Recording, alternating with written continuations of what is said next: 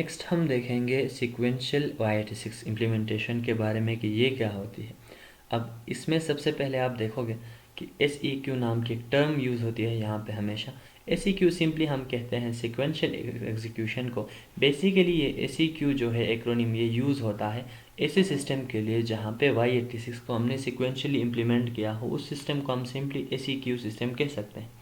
अब इसमें होता क्या है, सिंपली जिस तरह यहाँ पे नाम में ही है सीक्वेंशियल एग्जीक्यूशन, आपके पास जो इंस्ट्रक्शन CPU के अंदर चले जाते हैं यहाँ पे, वो हमेशा सीक्वेंशियली एग्जीक्यूट हो जाते हैं, एक सीक्वेंस में एग्जीक्यूट हो जाते हैं। या आसान भाषा में हम सिंपली कह सकते हैं कि यहाँ पे हमने पाइपलाइनिंग इम्प्लीमेंट नहीं की हुई है, यहाँ पे हम नॉन पाइपलाइनिंग कर रहे हैं। और y86 आर्किटेक्चर जो है ये क्या होता है, कन्वेंशनली या बाय नेचर ये सीक्वेंशियल ही होता है। अगर हम चाहें तो इसके अंदर हम पाइपलाइनिंग इम्प्लीमेंट कर सकते हैं, अगर नहीं चाहें तो हम इसके अंदर पाइपलाइनिंग इम्प्लीमेंट नहीं करेंगे।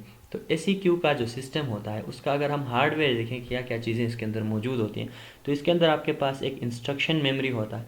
आप लोगों को पता है कि एक मेमोरी जो होता है या रैम जो आपका होता है, it is capable of storing both data and instructions too. तो ये इंस्ट्रक्शंस को भी स्टोर करता है और डेटा को भी। तो जनरली मेमोरी का वो हिस्सा जो आपके इंस्ट्रक्शंस को स्टोर कर रहा है, आप उसको कह रहे हो यहाँ पे इंस्ट्रक्शन मेमोरी। और जो डेटा या ऑपरेंड्स को स्टोर कर रहा है, आप उसको कह रहे हो this is your data memory. असल में ये आपका एक ही रैम होगा फिजिकली, बट यहाँ पे उसको आप दो अलग अलग सेपरेट एंटिटीज़ कंसिडर कर रहे हो। बाकी आपका प्रोग्राम काउंटर है जो ऑलवेज पॉइंट कर रहा है towards the next instruction to be executed. फिर आपके पास आपका रजिस्टर सेट है जिसके आपके पास 15 अवेलेबल रजिस्टर्स हैं। फिर आपके पास आपका ALU है which will perform all the executional task, जितने भी अरिथमेटिक हों या लॉजिकल हों या दूसरे कोई टास्क हों, उन सारों को ये परफॉर्म करेगा in correspondence with the condition codes. वो जो फ्लैग्स आपके पास थे उनको यूज़ करके ये सारे काम करेगा, साइन फ्लैग, ज़ीरो फ्लैग और ओवरफ्लो फ्लैग को। तो इसको अगर आप समझ गए हो तो हम देखेंगे कि इसके SEQ के स्टेजेस क्या क्या हैं। तो SEQ के बेसिकली 5 स्टेजेस होते हैं। वही मशीन इंस्ट्रक्शन के जितने, वह मशीन साइकिल जो है ये वही चीज़ है। सबसे पहली स्टेज जो है वो क्या है, IF, यहाँ पे इंस्ट्रक्शन को फेच किया जाता है और मीनवाइल आपका PCB अपडेट होता है। इसको अगर आप डायग्राम में देखोगे यहाँ पे क्या कह रहा है, आपके पास फेच इंस्ट्रक्शन में क्या होता है, आपके इंस्ट्रक्शन मेमोरी के अंदर आपके जाहिर सी बात इंस्ट्रक्शंस हैं। एड्रेस आपको कहाँ से मिलेगा, आपके PC से मिलेगा। PC के अंदर कोई एड्रेस होगा, सबसे पहले आप उसको यहाँ पे आके सर्च करोगे।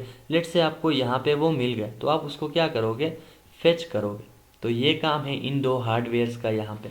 उसको करने के बाद नेक्स्ट काम क्या है, आपने डिकोड करना होता है। डिकोड में क्या होता है, सबसे पहले इंस्ट्रक्शन को आइडेंटिफाई किया जाता है कि इस इंस्ट्रक्शन से हम करवाना क्या चाहते हैं। लेट से अगर मैंने ऐड करवाना है तो डिकोड में आके पता चलता है कि असल में हाँ ये भाई क्या कर रहे हैं, दो नंबर्स को ऐड करना चाहते हैं। तो यहाँ पे सबसे पहले इंस्ट्रक्शन को आइडेंटिफाई किया जाएगा।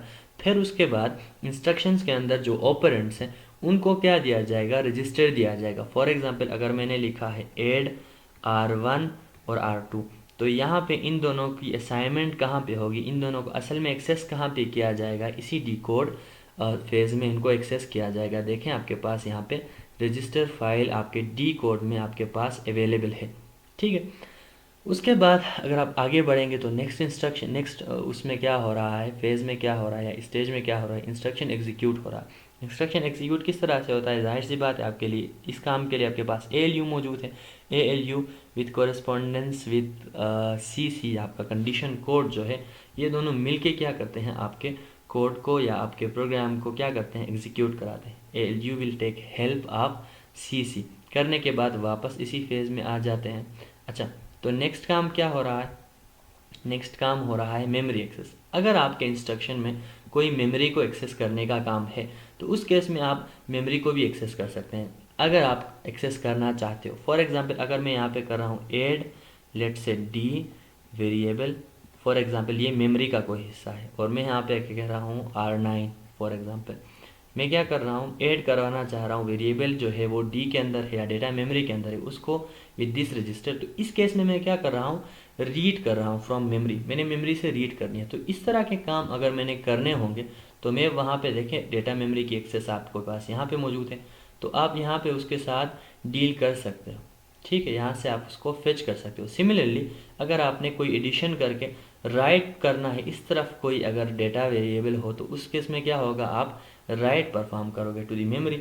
अगर इस तरह का कोई केस है जिसमें आप 2 रजिस्टर्स को ऐड कर रहे हो तो इसमें असल में मेमोरी की कोई इन्वॉल्वमेंट है ही नहीं, तो इस केस में आप क्या करोगे, कुछ नहीं करोगे, मेमोरी एक्सेस होगी ही नहीं। लास्ट फेज जो है या लास्ट स्टेज जो है वो क्या है, राइट बैक वाला स्टेज है, जिसमें क्या होता है, जो काम आप परफॉर्म कर रहे हो पूरा, वो पूरा होने के बाद उस रजिस्टर को वापस दिया जाता है, राइट बैक किया जाता है। मोस्ट केसेस में एक्यूमुलेटर को मिल जाता है। तो उस केस में क्या होगा, देखें यहाँ पे डायग्राम भी शो करा रहा है कि राइट बैक जब होता है तो क्या होता है, वो वापस आके देखें यहाँ से आके कहाँ पे आ रहा है, आपके रजिस्टर फाइल को दिया जा रहा है। तो इस तरह से क्या होता है, राइट बैक परफॉर्म होता है। राइट बैक परफॉर्म होने के बाद फिर देखें यहाँ पे डायग्राम में राइट बैक परफॉर्म हो गया तो नेक्स्ट पीसी क्या होगा, फिर से अपडेट होके देखें यहाँ पे आके फिर से पीसी के अंदर सर्च किया जाएगा, फिर से कोई एड्रेस मिलेगा तो उसको फिर इंस्ट्रक्शन मेमोरी में ढूंढा जाएगा, फिर यही काम फिर से परफॉर्म होगा। तो ये क्या है, आपके SEQ के स्टेजेस हैं।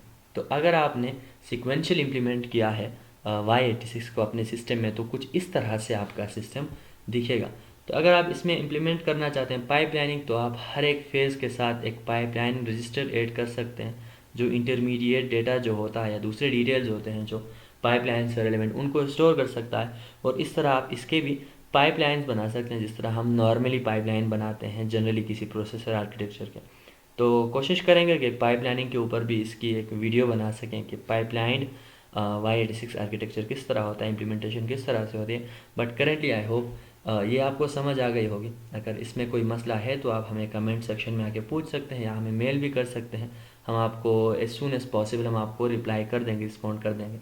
और अगर आपकी हेल्प हो रही है इससे, इस वीडियो से, तो काइंडली इसको लाइक करें और अपने दोस्तों के साथ भी शेयर करें, और हो सके तो सब्सक्राइब भी करें, क्योंकि हम डेली बेसिस पे इस तरह के वीडियोस, कंप्यूटर सेक्शन के वीडियोस हम हमेशा पोस्ट करते रहते हैं। So thank you for now.